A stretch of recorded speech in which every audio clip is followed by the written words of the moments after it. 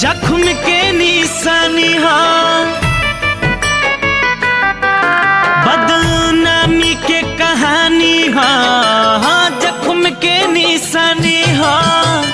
मुँह ना दिखावे लायक छोड़लू, कायर हो गई ने दिल के दर्द लिख लिख के,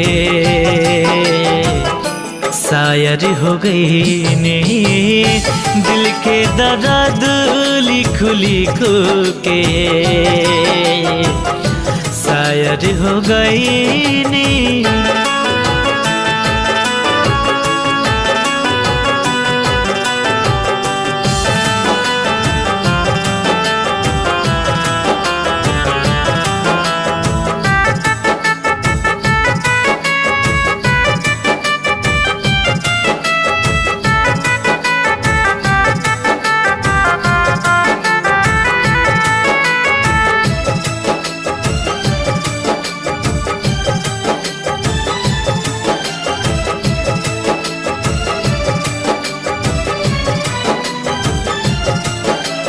सपना देखा दिलू इतना ज्यादा कि भइल नहीं कबहू पूरा,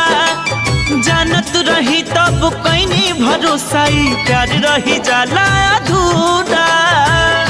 जानत रही तब कहीं भरोसा,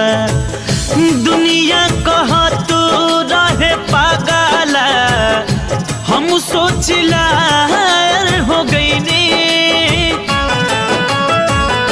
दिल के दर्द लिख लिख के, शायर हो गई ने दिल के दर्द लिख लिख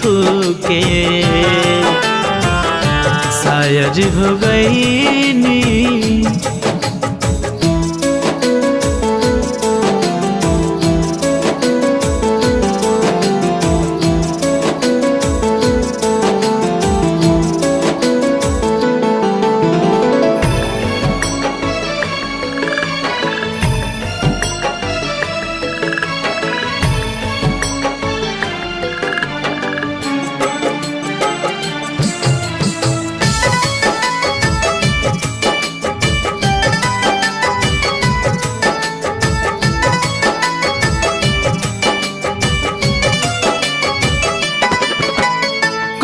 के वादा इरादा बदललू, दे देलू दिल पर जख्म हो,